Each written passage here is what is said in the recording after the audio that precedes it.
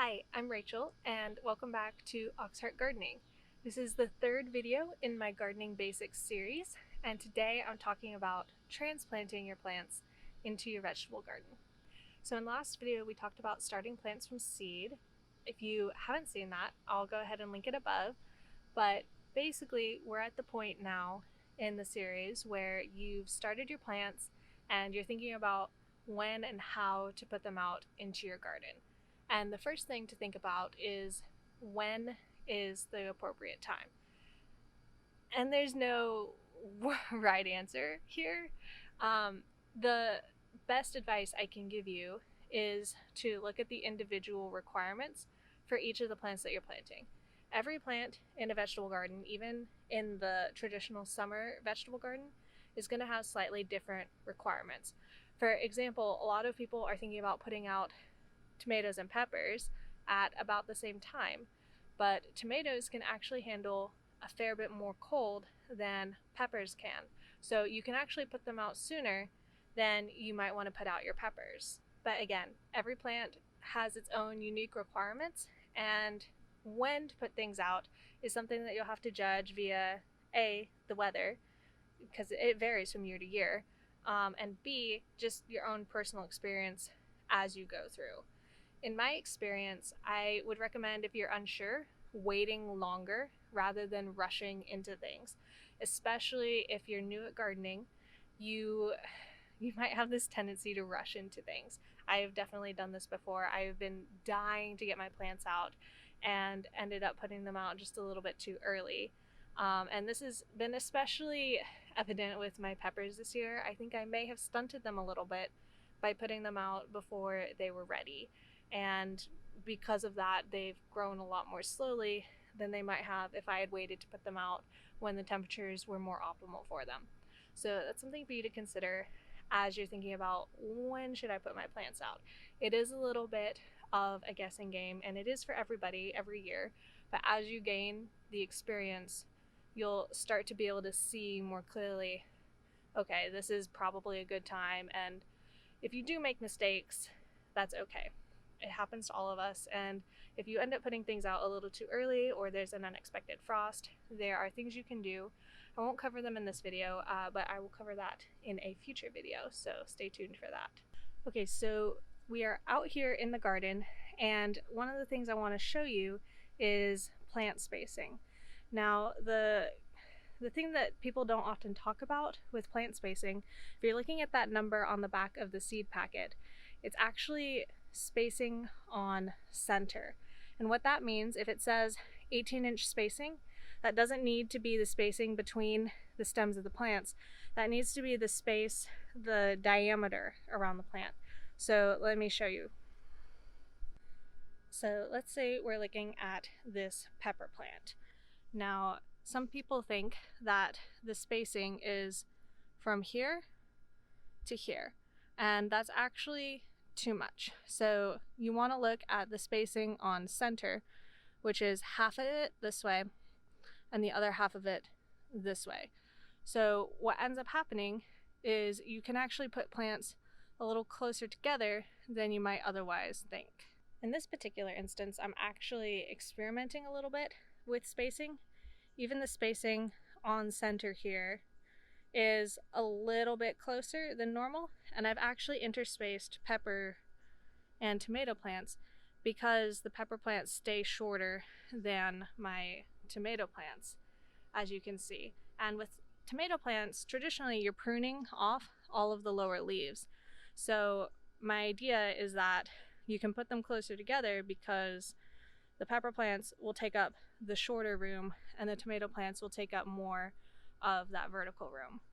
But again, it's an experiment. It's one of those things that you try as a gardener and you wait and see whether or not it fails or succeeds. So far, it's looking pretty good, but we're only halfway through the season, so we'll see on that.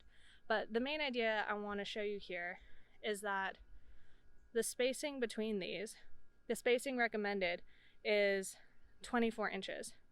And as you can see, I've given my tomato plant here about 12 inches maybe a little bit more on this side because I wasn't too exact about it. But I'm looking at 12 inches on either side of it rather than 24 on either side of that, if it makes sense. So again, what you're doing is you're measuring the spacing diameter rather than the radius around your plant when you're looking at that suggested number on the back of a seed packet. But that number is not set in stone, as I'm showing here or experimenting with. Sometimes that number is just a guideline, and it's really important to take those risks and do those experiments for yourself and see what's working for the plants that you're planting and your environment. Something else I want to talk about with my example plants here is planting depth. So some plants need to be planted a little bit deeper when you transplant them, and some of them really can't handle that. So if we zoom in on the tomato here, you can see all those little hairs along the stem of the plant. And each of those little hairs is what we call an opportunistic root. Now, if that comes in contact with the soil, that can form a new root. And so a lot of times people will tell you to plant your tomato seedlings as deep as possible, all the way up to the top, like the first set of leaves, because all of these little hairs along the stem can make new roots. It's important to remember not all plants are like this. And peppers are a good example of one that's kind of questionable.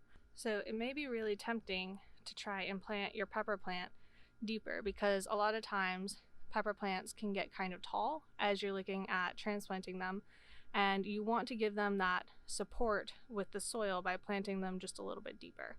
Now, pepper plants can handle a little bit of that, but a lot of other plants can't. And a big example of that is an onion, which is something I don't have to show you right now. But an onion, if you were to plant it too deep when transplanting, you might actually damage the growth of the plant because it doesn't have those opportunistic roots all up and down the stem.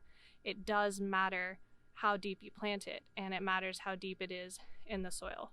So as a general rule for most things, you'll want to plant either at the current soil line or only slightly above if you really need to for that extra support. But most plants, you're going to want to go from soil line to the same soil line wherever it is you're transplanting. Something else you'll definitely want to consider is preparing your soil ahead of time. I think a lot of people, especially new gardeners who are just getting into it, are tempted to go out to the store, buy their started plants, buy the soil, fill the beds, plant everything all at once. And I think that this is a bit of a mistake. And I think that because I think that more thought should be put into preparing your soil than just simply buying whatever you can find at the store on a whim. So one of the things that I would recommend if you're getting ready to transplant out some plants is to make sure that you've put the proper time and thought into preparing your soil. Make sure you're filling your beds or top dressing, if it's not your first year, with a good compost, and make sure that you are prepared to mulch properly on top of the soil once you've finished transplanting. Mulching is something that I talked about in a previous video about watering. I'll link that above. So mulching is helpful not just for retaining the soil moisture, but also for nutrition in your plants long term. And I'll talk more about that in my video on fertilizing, but I do want you to be prepared to plan for filling your beds properly and plan for mulching. Alrighty, so today's video was short and sweet, but those are a lot of the general things that you need to consider as you're transplanting out your plants. Now, obviously the requirements are very different and very specific from plant to plant, but that's something that you need to think about and research as you're going through and getting ready to transplant your garden. Stay tuned for the next video in the series on fertilization. Make sure to subscribe if you don't want to miss that. And thank you guys so much for watching. Until next time, happy gardening.